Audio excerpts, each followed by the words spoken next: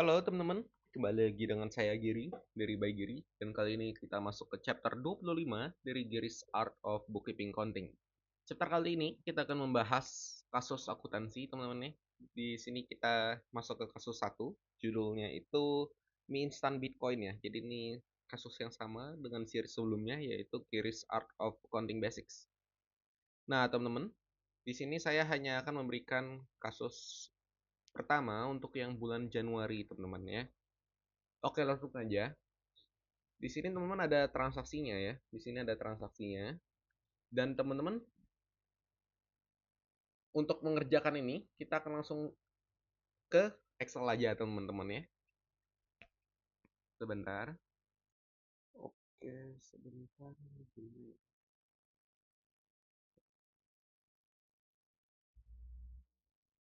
Hmm,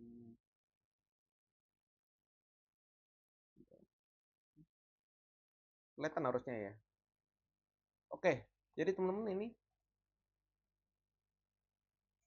adalah bagian Excelnya ya. Jadi di sini teman-teman kita ada transaksi yang sama dengan yang tadi. Ini dari Januari hingga Februari, tapi khusus chapter kali ini, chapter 25 itu saya buatnya sampai Januari aja. Karena kebetulan memang ada beberapa pertimbangan yang tidak bisa saya ungkapkan lah ya. Mungkin teman-teman bisa pikir-pikir sendiri apa aja pertimbangannya. Karena ya saya nggak mau ungkapin pertimbangannya apa. Bentar.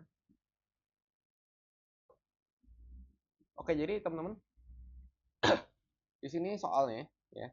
Dan di sini ada beberapa informasi tambahan, teman-teman ya. Di sini ada beberapa informasi tambahan untuk penyesuaiannya. Bentar, mikrofonnya di bawah. Oke, jadi ini ada beberapa informasi tambahan ya untuk penyesuaiannya. Ini untuk pemeriksaan persediaan, dan yang ini adalah untuk penyusutan. Nah, teman-teman yang belum paham penyusutan nanti akan kita bahas di series selanjutnya, Giri's Art of Financial Accounting, karena itu lebih ke akuntansi keuangan ya, teman-teman ya. Nah, teman-teman, di sini kita akan langsung mulai aja siklus akuntansinya. Oke, teman-teman. Pertama, teman-teman, kita sebelum mulai, boleh dong susun dulu ya, teman-teman ya, daftar akun.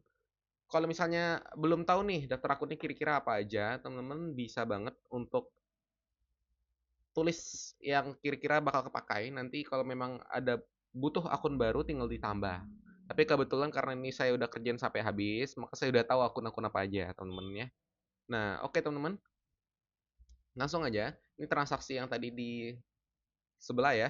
Nah, Tuan Andi, teman-teman ya, menyetor modal 50 juta sebagai modal awal dari mie instan Bitcoin. Jadi mie instan Bitcoin bagi teman-teman yang belum tahu adalah sebuah unit usaha yang didirikan oleh Tuan Andi, teman-teman ya. Mungkin usaha sampingan, teman-teman ya. Nah, jadi di sini Tuan Andi menyetor 50 juta dalam bentuk kas, berarti ya kita catatnya kas pada modal ya 50 juta. Lalu ada menyewa lokasi untuk tempat usaha senilai 6 juta untuk 6 bulan, berarti satu bulannya 1 juta ya. Tapi karena udah dibayar 6 juta di depan, saya oke, gak apa-apa. Kita langsung catat aja kas keluar 6 juta, dan karena ini 6 bulan ya, saya pilihnya pendekatan neraca aja karena saya lebih suka ke neraca agar audit untuk ngecekkan lebih gampang ya. Jadi di sini sewa dibayar muka 6 juta.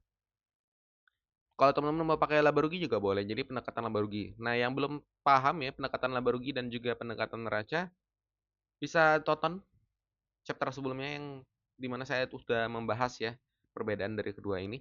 Nah, teman-teman, di sini ada pembelian ya, membeli peralatan dapur 5 juta, mesin kasir 2 juta, dan juga perabotan 10 juta. Jadi di sini saya pemisahannya hanya di kategori peralatan dan juga perabotan. Untuk peralatan itu ada yang 5 juta dan juga tambah mesin kasir 2 juta, jadi total 7 juta. Perabotan dia punya akun sendiri 10 juta ya. Jadi saat dibeli maka peralatan nambah 7 juta, perabotan nambah 10 juta, sedangkan kas itu keluar 17 juta di kredit ya. Kemudian teman-teman di sini ada eh, pembelian persediaan ya. 8,5 tambah 1 juta tambah 500.000. Sebenarnya ini persediaannya bisa aja saya tambah-tambah banyak akunnya. Jadi persediaan bahan baku, persediaan eh,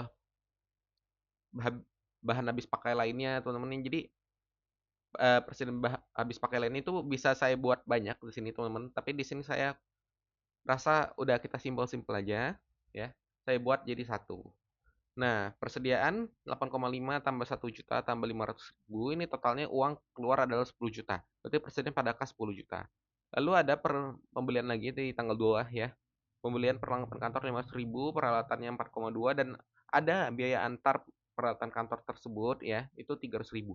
Teman-teman di sini kalau kita di akuntansi ada namanya ada namanya prinsip penilaian, dia basisnya adalah harga perolehan, namanya prinsip biaya historis, di mana semua biaya yang kita keluarkan hingga aset tersebut diperoleh dan dapat digunakan, itu menjadi harga perolehan.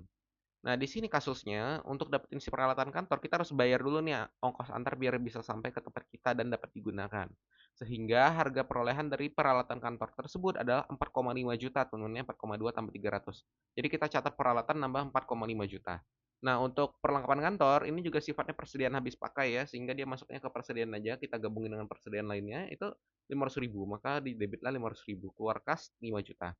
Nah, lalu teman-teman, di sini Tuan Andi ada bayar influencer ya untuk promosi tempatnya 3 juta, ini kita catat beban iklan pada kas. Lalu ada transaksi lagi ya, terima hasil penjualan Januari 2024 ya. Jadi ini rapel ya sifatnya, langsung sekaligus terimanya. 15 juta teman-teman ya. Nah, teman-teman, setelah kita buat entry jurnal, kita posting ke dalam buku besar teman-teman ya. Ini adalah buku besarnya, diposting ya satu-satu. Jadi misal seperti ini, di sini kan ada entry nomor 1 ya. Ref ini adalah nomor akun teman-teman ya. Nomor entry 1, refnya 1001, teman-teman masuklah ke sini, cari nomor akun 1001, masukkan nomor entry 1 ya, referensinya journal entry ya, atau JE. Lalu teman-teman masukkan tanggal, keterangan, debit, kreditnya, lalu hitung saldonya. Nah, teman-teman cukup copy paste transaksi seperti itu, hingga semuanya di copy paste teman-teman. Jadi dari nomor kita catat semualah, semua ke dalam buku besar. Nanti teman-teman setelah mencatat, teman-teman bakal mendapatkan saldo akhir di sini. Saldo akhir ya teman-teman nih, 24 juta, 6 juta, 10,5 untuk masing-masing akun teman-teman ya. Nah, kalau baca seperti ini kan kalau sedikit transaksinya sih gampang ya. Jadi tinggal scroll-scroll aja, atau kalau buku mah tinggal lihat atas bawah.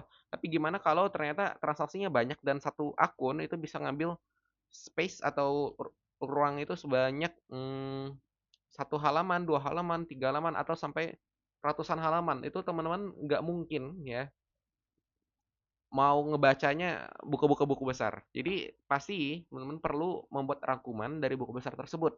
Yang mana rangkuman saldo dari buku besar adalah neraca saldo teman-teman di sini. Nah, teman-teman rangkum ya semua saldo-saldo di sini. Jadi di sini ada kas ya, 24 juta, masukkan ke sini dalam neraca saldo ya. Bentar ya. Dimasukkan ke neraca saldo 24 juta.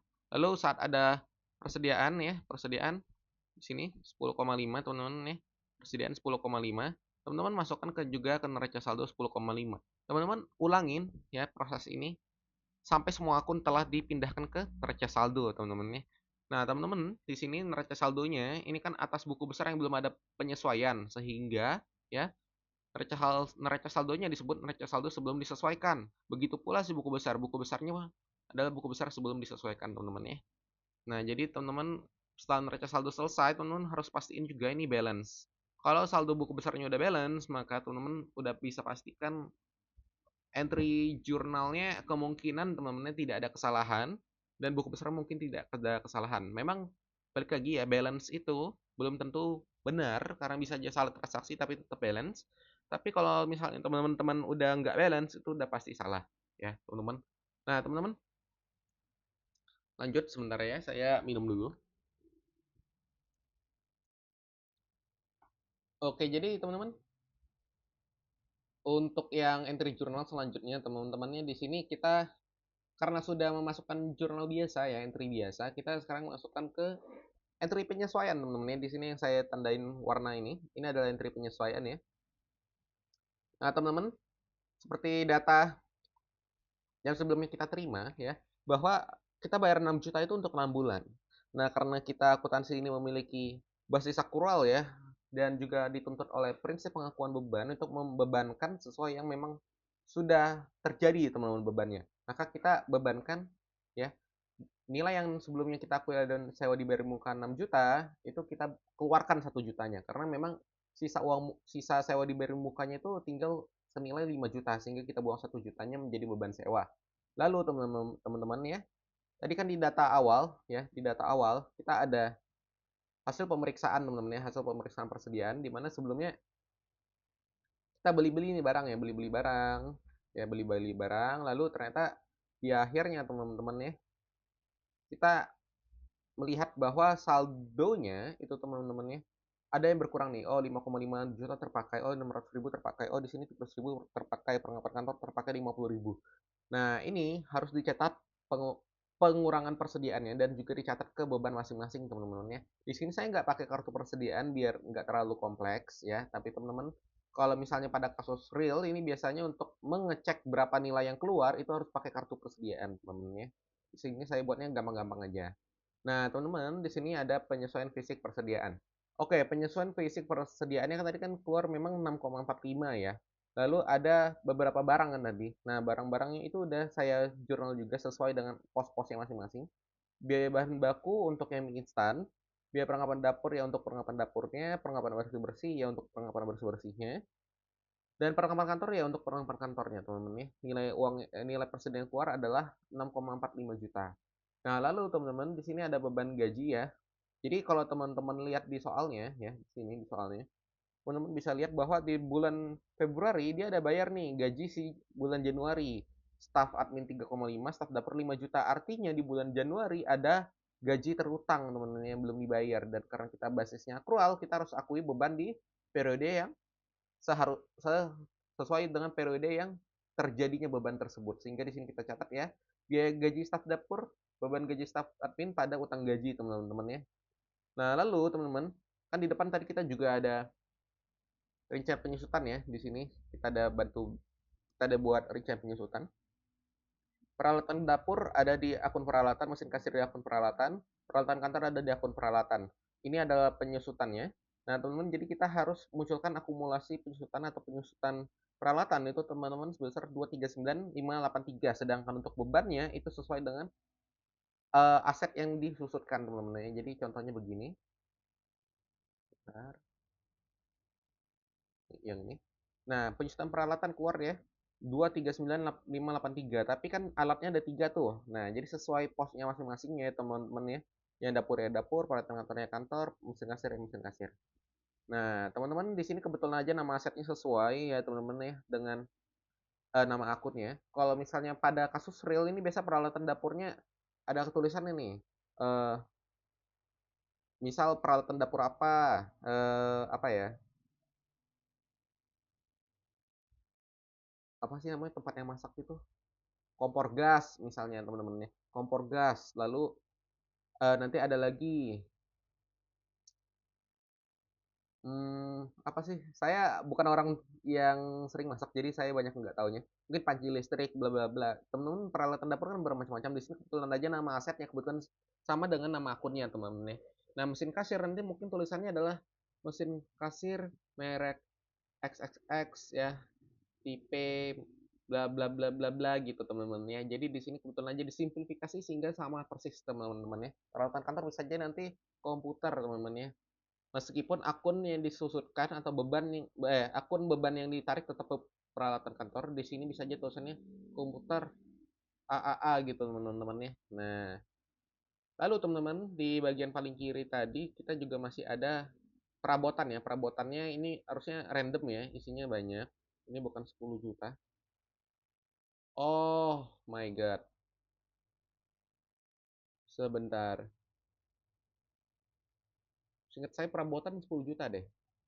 Iya, 10 juta. Oke, jadi teman-teman di sini saya ada salah jurnal ya. Ini ada saya ada salah jurnal. Dan oh my god. Jadi teman-teman saya baru sadar. Jadi ini sebenarnya saya copy paste ya dari series sebelumnya yang Gears Art of Counting Basics, dan teman-teman ternyata di Gears Art of Counting Basics saya ada salah saji di sini. Nah, perolehannya harusnya 10 juta ya, bukan 5 juta. Saya baru sadar. Jadi jurnalnya yang saya buat barusan juga salah, dan yang di series sebelumnya juga salah. Di sini saya perbaiki aja ya. Bentar. Walah. Ternyata temen-temen nih. Berapa tadi? Kita perbaiki aja.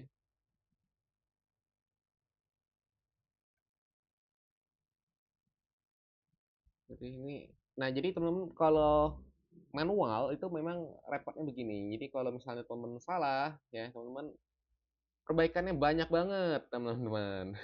Banyak banget yang harus diperbaiki. Hmm, oke, berarti laba ruginya juga salah tadi. Jurnal penutupnya juga salah berarti.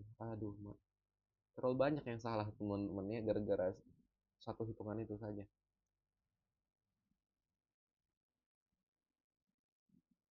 Oke, dari penutupnya mana?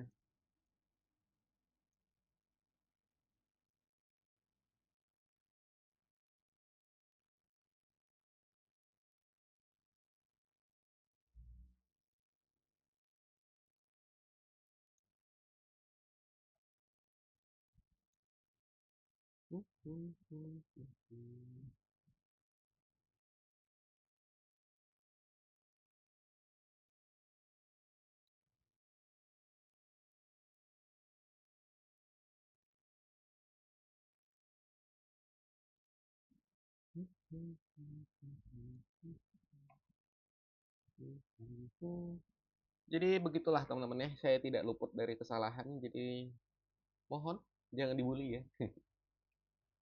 Takutnya saya dibully gara-gara ini teman-temannya. Wah, kamu ngajarnya salah, tapi sosok ngajar, bla bla bla bla bla bla bla bla bla, gitu teman-teman.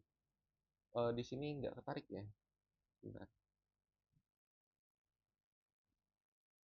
Kamu ngajar aja salah, tapi sosok ngajar. Jadi begitu teman-teman nih. Ya nggak, ya nggak. Takutnya begitu. Hmm,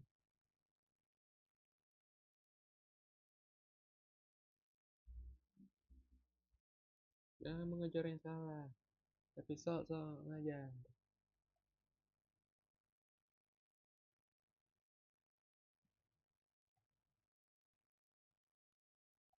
Oke, itu aja teman-teman perbaikannya. Ada lagi. Ini ya, dan ini balance. Oke, balance.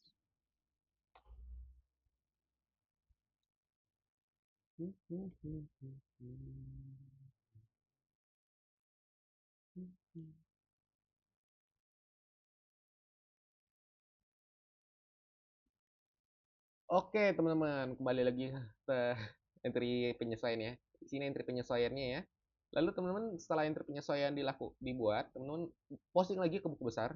Dan kalau di buku besar ini nanti kodenya AE ya, eh, referensinya. Itu saya tadi ada buatnya JE semua. Ini kesalahan saya juga. Bentar saya perbaiki.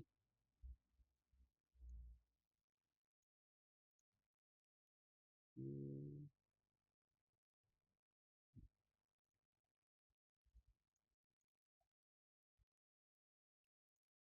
AE.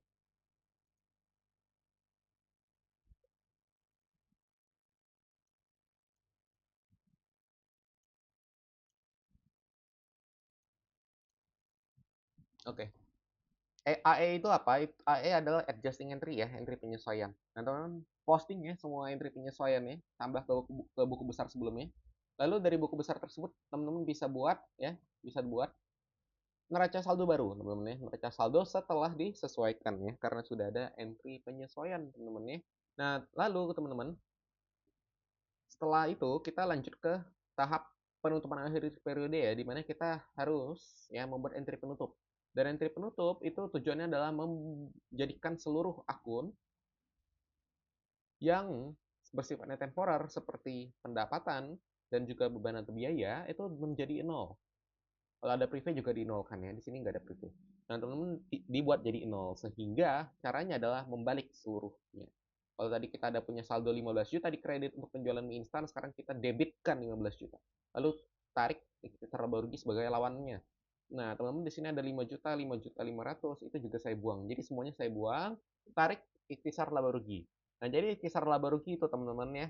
Di sini ada 50 juta dan juga debit 19.397.917. Nah, ikhtisar laba rugi, teman-teman, kalau lebih besar di debit artinya perusahaannya lagi rugi. Dan teman-teman, kalau perusahaannya rugi berarti modalnya berkurang. Sekarang kita tutup ikhtisar laba ruginya ke kredit agar menjadi nol kembali ya. 4.397.917 dan kita kurangi modalnya 4.397.917, teman-teman ya. Nah, teman-teman kemudian di posting lagi ke buku besar ya. Di sini saya belum sempat.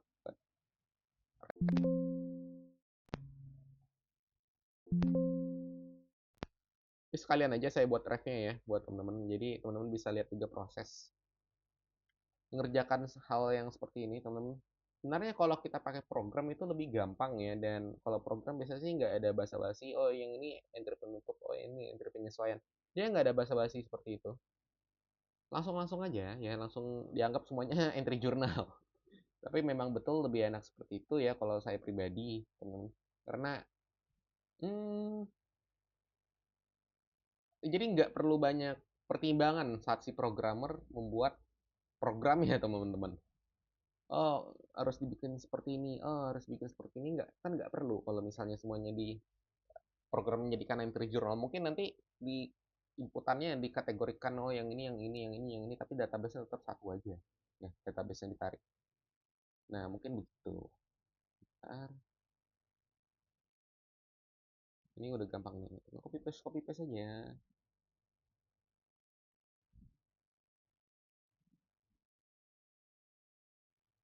gitu.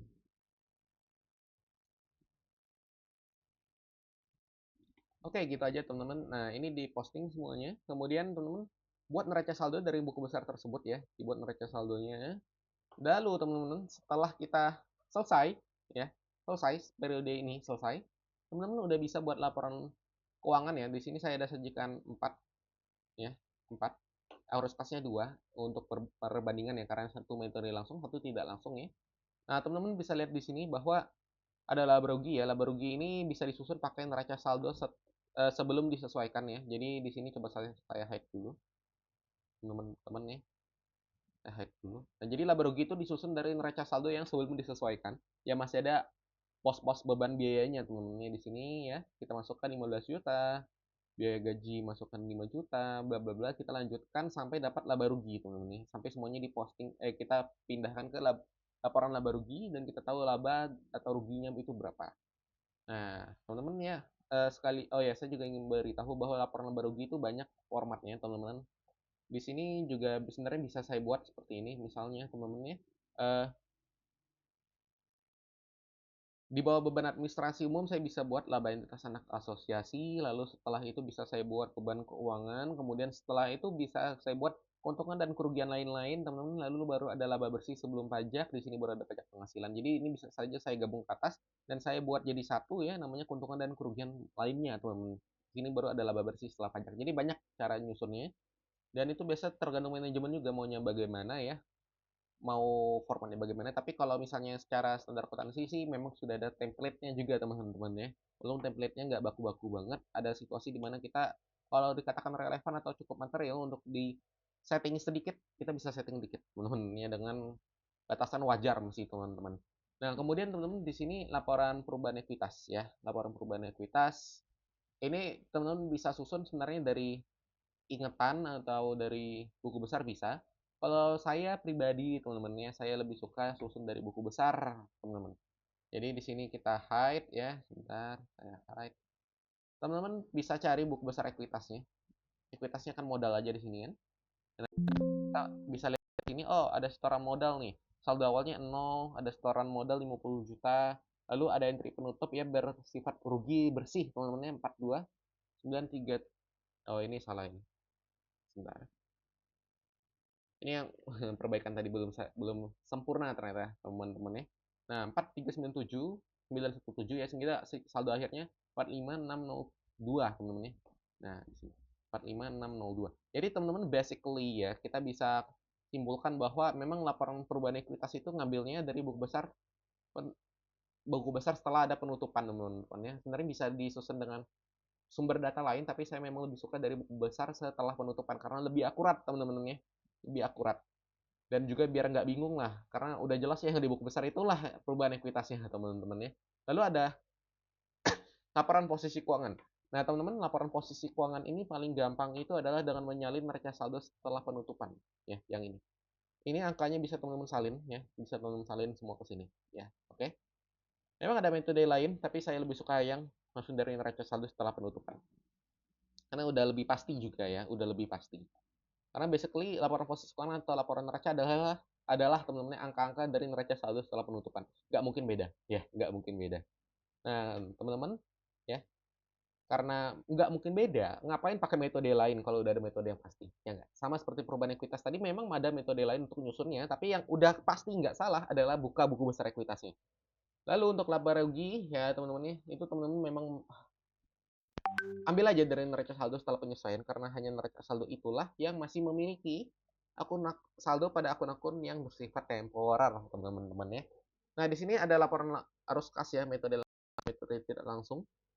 Di sini kalau pakai metode langsung, teman-teman, basisnya adalah buku besar kas, teman-teman ya, yang setelah penutupan atau setelah penyesuaian juga boleh, karena biasanya di penyesuaian sampai penyesuaian aja boleh, teman-teman. Tapi kalau mau pakai penutupan juga boleh, karena balik lagi penutupan itu biasa nggak ada perubahan kas sih, enggak sih. Jadi penyesuaian boleh dipakai, gimana ngomongnya? Jadi bisa pakai buku besar setelah penyesuaian dan atau buku besar setelah penutupan. Kenapa bisa pakai penyesuaian? Kenapa bisa yakin banget sih penyesuaian udah pasti? Karena penutupan itu biasa nggak ada kas. Harusnya sih nggak ada kas, karena kas itu kan kontemporer ya. Jadi harusnya tidak ada perubahan kas. Jadi buku besar penyesuaian pun udah boleh diambil. Nah, di sini kita ambil aja dari buku besar penyesuaian. Bentar saya kait lagi ya. Nah, di sini teman-teman buku besar kas ya, masuk 50 juta sebagai setoran modal. Ini kita catatlah sebagai aktivitas investasi, teman-teman ya. Ini saya aktivitas pendanaan, maaf. Kita masukkan ke aktivitas pendanaan. Lalu pengeluaran 6 juta itu membayar sewa, 17 juta itu adalah oke, jadi 17 jutanya ini ada 5 juta peralatan dapur, perabotan 10 juta, dan mesin kasir 2 juta. Jadi ini saya pisah ya. Jadi 5 tambah 2 itu untuk peralatan, dan 10 itu untuk si perabotan. 10 perabotan, dan 7 jutanya sebenarnya di sini ya. Kalau teman-teman lihat di sini ada rumusnya. Tapi karena di transaksi selanjutnya itu ada beli lagi barang, teman-teman nih. Peralatan kantor 4,5 juta. Jadi mau nggak mau, teman-teman, dari 7 juta tambah 4,5 jadi 11,5 ya, teman-teman ya. Lalu sisanya sih teman-teman bisa salin aja ya. Jadi metode arus kas langsung ini, teman-teman, ini perlu ketelitian lebih lanjut juga, karena nggak semua kas yang sekali keluar itu semuanya untuk satu item aja. Bisa aja itemnya 2, bisa aja itemnya 3, bisa 4, 5, 6, 7, 8, 9, 10. Bisa hingga ribuan, teman-teman, bisa sampai ratusan kalau memang transaksi terlalu ribet ya. Nah, di sini kasusnya 2. Jadi teman-teman, oke, memang keluar 17 juta, tapi posnya 2 ya. Perabotan berapa, yang masuk ke ini berapa. Lalu kalau yang ini, oh ini posnya juga 2, ini yang masuk persediaan berapa, yang masuk peralatan berapa ya. Jadi investasi sama operasi terlibat di sini, teman-teman ya. Ditarik-tarik datanya, dirangkum ya. Jadi dalam laporan arus kas metode langsung, terus dibuatlah arus kas operasi berapa, investasi berapa, pendanaan berapa ya. Kemudian dapat arus kas bersih tambah saldo awal, dapatlah saldo akhir ya. Nah, untuk metode tidak langsung, teman-teman, di sini saya nggak bakal bahas cara bikinnya gimana ya. Tapi secara detail ya, kalau secara singkat bisa, teman-teman cuma perlu neraca saldo sebelum ya, neraca saldo setelah penyesuaian ya, teman-teman ya, setelah penyesuaian.